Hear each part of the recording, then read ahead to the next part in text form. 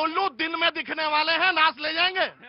दूसरा भैया जी, आज हमने बात करा चौथे स्तंभ की बात करी, आप ही उसी मीडिया से आते हैं, लेकिन माननीय राहुल गांधी जी ने आज जिस तरीके से तमाम संवैधानिक संस्थाओं के साथ साथ आज देश के चौथे स्तंभ मीडिया के साथ भी जो व्यवहार किया, वो व्यवहार कतई बर्दाश्त के बाहर है। आपको अगर व्यवहार करना है तो चरित्र का व्यवहार लोकसभा में करिए, लोगों की बात उठाने की बात करिए, समाज की बात उठाने की बात करिए, देश हित की बात करिए। आज राहुल गांधी जी को मैं एक बात और कहना चाहता हूं, आज ट्रेड डील पे 9 तारीख के ट्रेड डील के बाद 11 तारीख को जो संशोधन होकर ट्रेड डील आया है, उस पे आज देश की जनता ये जानना चाहती है।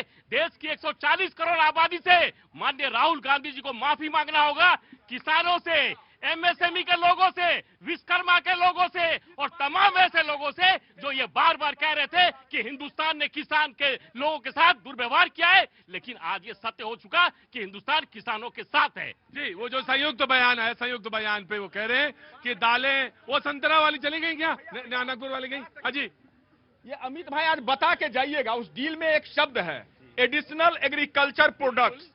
वो मतलब मैं समझ नहीं पा रहा हूँ ये अतिरिक्त फसल कहां से पैदा कर रही है भाजपा। और दूसरी बात, ये मीडिया की बात कर रहे थे, योगी जी का एएनआई वाला दिखाऊं मीडिया को क्या बोला था योगी जी ने? नहीं, अगर आप लोग हैं देख लेंगे अमित भाई, फिर बोल नहीं पाओगे, फिर बोल नहीं पाओगे। कम से कम हम तो इतनी मर्यादा रखते हैं। दूसरी बात, अभी ट्रेड आपने कहा माफी मांगना तो आपका पुराना इतिहास रहा है प्रभु, आप मांगते रहिए माफी, हम तो ठोक के पूछेंगे कि देश के किसानों के साथ, देश के मध्यम वर्ग के साथ, देश के लघु उद्योग के साथ ये जो चोरी चुपके खेल रहे हैं, रात के 11 बजे ट्रंप साहब आदेश कीजिए, हम क्या करें? भैया जी, ये सुप्रीम कोर्ट से लेकर लोकसभा तक में माफी मांगने का काम राहुल गांधी जी ने किया है, कभी चौकीदार चोर के नाम पर, तमाम मुद्दों के नाम पर। Right, take your point. देखिए क्या है कि ये जो डील है, ट्रेड डील है, बहुत सारी पढ़ने की चीज है, उसमें संशोधन हुआ। दालों को लेकर कहा गया कि दालें बाहर हैं, संतरे का उदाहरण दे रहे थे, मसालों का बात कर रहे थे, बहुत सारी चीजें। मैं आ रहा हूं, आप बहुत पढ़े लिखे आदमी हैं, मैं आ रहा हूं आपके पास। एक्चुअली में है क्या, दालों को लेकर बहुत सारी बातें हैं। जैसे मिसाल के तौर पे अरहर की दाल पे क्या हम आत्मनिर्भर हैं या दालों को लेकर आत्मनिर्भर हैं? हाँ जी, क्या नाम है बेटा तुम्हारा? रितीश रावत। बाहर से मंगाया जाता है, पहले से भी बाहर से। पहले से तो यानी बिहार। कहां से हैं आप? बिहार से हैं। 1 लाख टन का 5 साल का सौदा सिर्फ म्यांमार से है। अरहर की बात कर रहा हूं, सिर्फ अरहर की बात कर रहा हूं। आती है दाल बाहर, मोजाम्बिक, अफ्रीका से दाल बाहर दालें जो हैं वो पहले से ही बाहर से आती रही। एक उदाहरण दे रहा हूं, मैंने एक उदाहरण दे रहा हूं जी।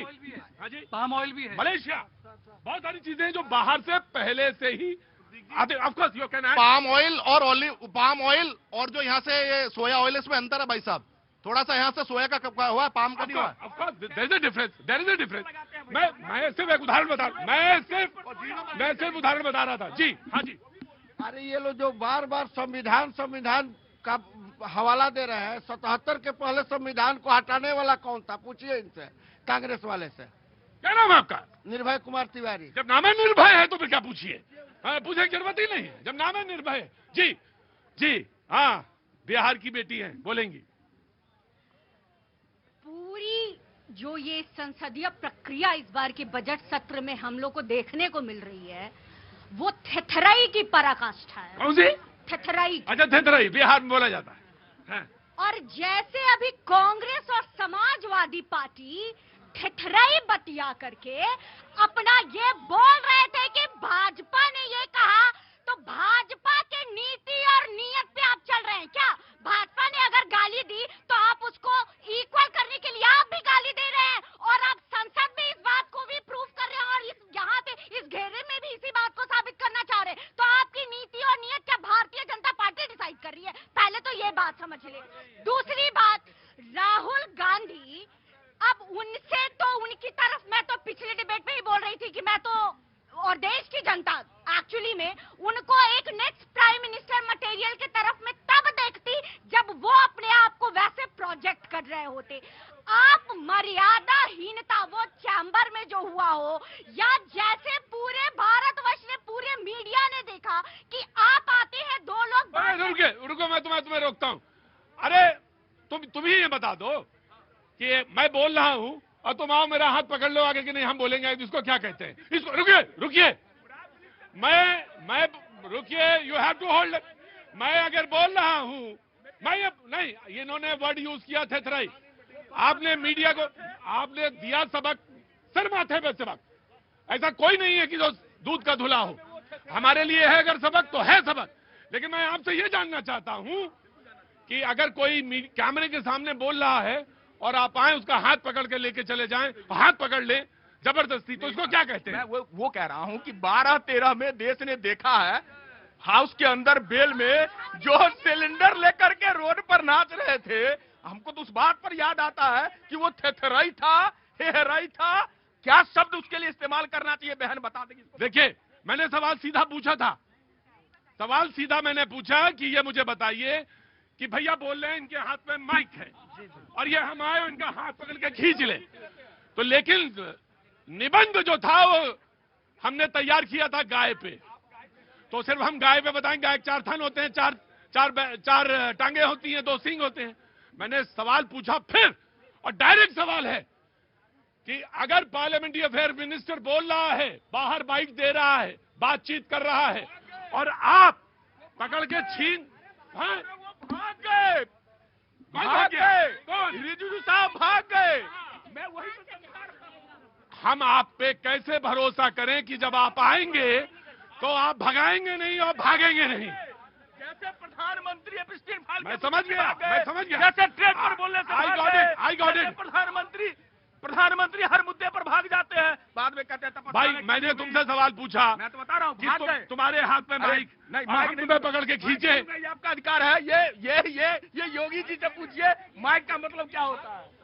और मुझे एक मिनट, और इस बात से दूसरी बात भी निकलती है और बड़ी महत्वपूर्ण बात है वो, और वो ये है कि हमारे आदर्श, कांग्रेस के प्रवक्ता से हमने सीधा सवाल पूछा है और ये बात जो है कवित्री बोल रही थी, अगर आपके आदर्श बीजेपी वाले हैं तो इसका मतलब तो यही है कि उन्होंने, जब आपसे पूछता हूं तो आप ये कहते हैं गुजरात में क्या हुआ था, आप कहते हैं योगी जी ने क्या कहा। अगर आपके आदर्श वही हैं तब तो फिर बात खत्म।